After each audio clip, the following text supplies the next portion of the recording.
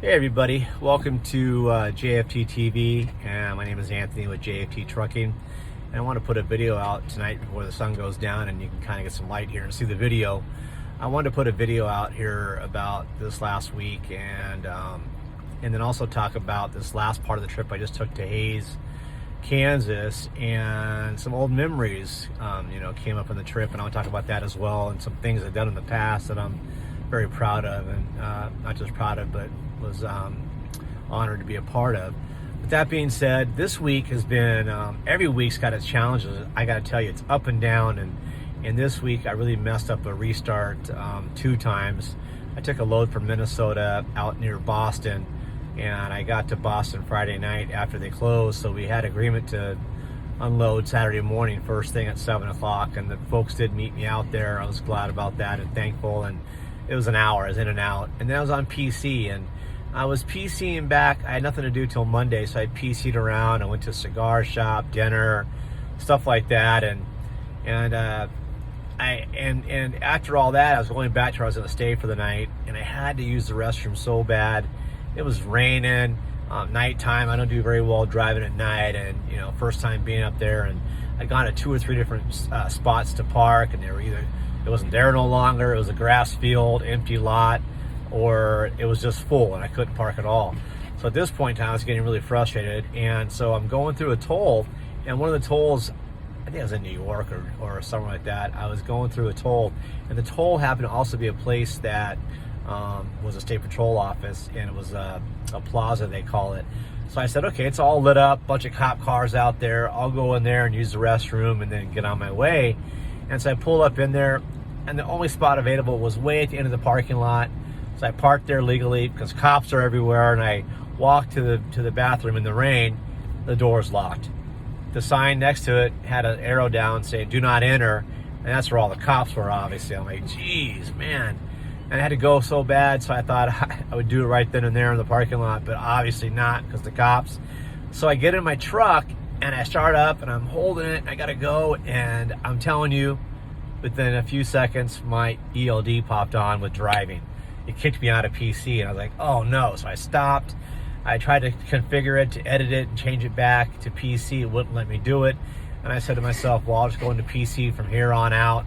It's only like 10 or 20 seconds, and I'll call Keep Trucking later on when I get to where I gotta go. I gotta go to the bathroom. So I put it in PC, I get to where I'm going, and later on that night, I called, or maybe it was even the next morning, I don't know, but there's nothing they can do about it. They can't make those edits. It was, they could see where I was in drive for 20 seconds. They know that, but that put me in drive, and you can't change it by law no longer. And that also had me have an infraction. I worked more than 14 hours that day, it then said. So I actually, the next day I called, yesterday I called the FMCSA. They called me back, and the guy told me that nothing they could do about it, and he knew that he could tell that it was an accident. He said if he was the one that I got pulled over, if I ever got pulled over into a DOT inspection, he was doing the inspection, he would let me go. He could tell that that's what was going on. So that happened, and then my next load I went to go pick up on Monday morning. I had 2 hours to wait to finish the 34-hour restart because I could add enough time to do it again, and my dispatcher found a load, and of course, as they always do, I had to leave right then and there to make it work. An hour and a half to go for a restart. So I took off, and an hour down the road, I learned another second valuable lesson. Got a call that the broker's obviously lying. They never sent a rate con, and they said the load was taken by somebody else, or it was whatever, canceled. And what happened is that they got me heading towards that load, and then they took that half hour to research, a better rate. Because an hour into this run, I told my dispatcher, hey, I need that rate con now or forget it. And she calls back, upset and sorry that, that was just a waste. So that messed up my second attempt at a restart. So then I got a load. She worked her butt off, and I got a load to Hays, Kansas, and I'm driving out there, making really good time. I think it's like 1,300 miles. I could be wrong, but I got here, and one of the things that happened is on my drive in, hot weather, like it's like almost 90. It's 97 degrees, high humidity, sweltering, humid. But I'm driving through Kansas, and I had spent about 35 years in the restaurant industry, and I had spent several years with Famous Dave's opening up restaurants, some restaurants throughout the country, and going to other stores and helping out. And one of the stores that I went to was in Manhattan, Kansas, and I GPSed it on my way, and I said, sure enough, man, it's 15 minutes from where I was just passing by. And I was like, wow, I kind of remember 70. You know, I was on I-70, and I lived out there for about 6 months, around 2007 or 2008. And sure enough, the next town over was Junction City, where I lived. So I worked at a Famous Dave's in Manhattan, Kansas, next to K-State. And what I want to talk about is that in Fort Riley, if you don't know, there's the big red one. There's Fort Riley, and the big red one is an Army base. And I think they said, I could be wrong, but I think there's like 18,300 troops that are stationed there. And back when the Iraq War and Afghanistan was going on in 2005 on, and this is 2007 or 8, our company that I was working for at the time at Famous Dave's had an annual Christmas drive. Maybe it was like Toys for Tots or something like that. And I thought, let's do something different. Yeah, it's very nice. People bring in all these presents and it builds up in the lobby and whatnot. But I knew that half my staff either went to K-State or they were significant others of members who were over serving in Iraq and Afghanistan, because 18,000 troops had deployed over there. Only 300 people were at the base. And I went to the base and I began talking to people there through some references and networking with some of my staff. And I met the colonel and a general out there, and they're, I don't know, call it a PR team, but they were coming up with a new program that's in existence now, but it was just being formulated back then. It was the Wounded Warrior program, and they were talking about a Warriors in Transition program. And I got a tour of the base and the program that was being built in there. And what it was for is for those wounded warriors coming back, and you know, a lot of people are missing limbs. They're forever changed, and they need a lot of help, right? Therapy, both mental, physical, whatever. And this is a new program putting a huge emphasis on helping those folks that were serving and wounded. And I wanted to partner up with them, and we thought, hey, let's serve a meal to 500 troops coming back for this brand new program. We'll give them some ribs, barbecue pork sandwiches, you know, beans, coleslaw, muffins, all that on us. And the company I worked for agreed to it. It's like $5,000, which is, you know, not much at all. It's a drop in the bucket. And so this next few months, we planned this out. And the day of it happened, I had a lot of my staff there. And I got to tell you, it was the most heartwarming, heartfelt experience, one of the most in my life. We got in there, and these troops were coming back in, and a lot of these members hadn't even seen their loved ones until that day. And so here's my staff crying, serving them food over the buffet line as they're coming through the line, most of them in wheelchairs, crutches, and they're missing limbs and other things. And it was very, very sad, but yet very proud and happy. And I sat there, I couldn't be more proud of my staff and the company that I worked for to put on such an effort and do a small thing and serve lunch to these people who were giving their lives. So that was going on, and I gotta tell you, everybody ate, had a great lunch, and then this general came in. I think it was General Casey was his name, I forget his name, but he was speaking up there. But what I recall about the talk was that at first the colonel gets up there. I think he's like the colonel of the base, and if I'm wrong for titles and who does what, you can put the comments down below and correct me, but I think the colonel was there. And what I remember is when he walked up on stage, everybody stiffened up.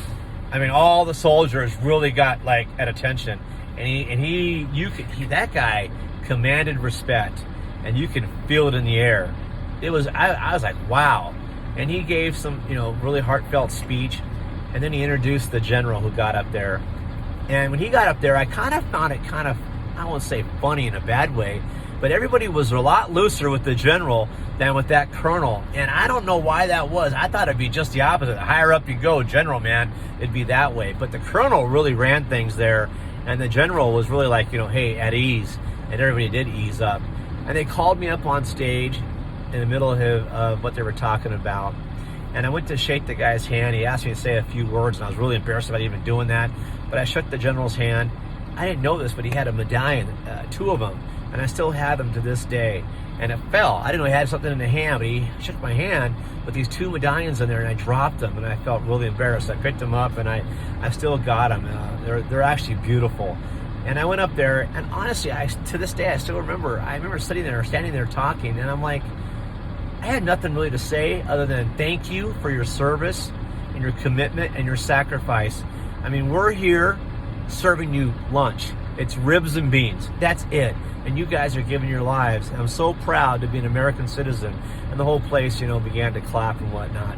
But I'll never forget that memory. I'm so happy to be a part of that and something that was brand new. I have a lot of pride about the military. My sister served 20 years in the Navy, and her husband served years in the Navy as well. That's where they met. And a lot of my family, my extended family, my great aunts and uncles, they put time in service too, back in World War II, Korea and whatnot. So my whole family has served decades in service. It's been a big part of a sense of pride for me. And so I wanted to share that with you, that as I'm going on these drives and these trips, it's surreal. I actually was driving through Junction City from 70 thinking I'll never know. I mean, I couldn't remember hardly anything. And I'm like, I remember I had an apartment up there on a cliff that overlooked the whole valley. I'll never see it, And I'm driving, whoa, there's that apartment. Those apartments that are on the cliff overlooking this whole valley. I go, that's where I lived in 2007 and 2008. It's funny, as you travel across the country, it's a huge, huge world. And yet, as big as the world is, it really is a small place too. And those moments about being in certain places and running into people in the middle of nowhere or going through places I've been before, it just brings back such great memories. And that is one of the best things about doing the OTR that I've had to experience so far. So I wanted to share that with you. The issue with the ELD and the restart mishaps, hard lesson learned.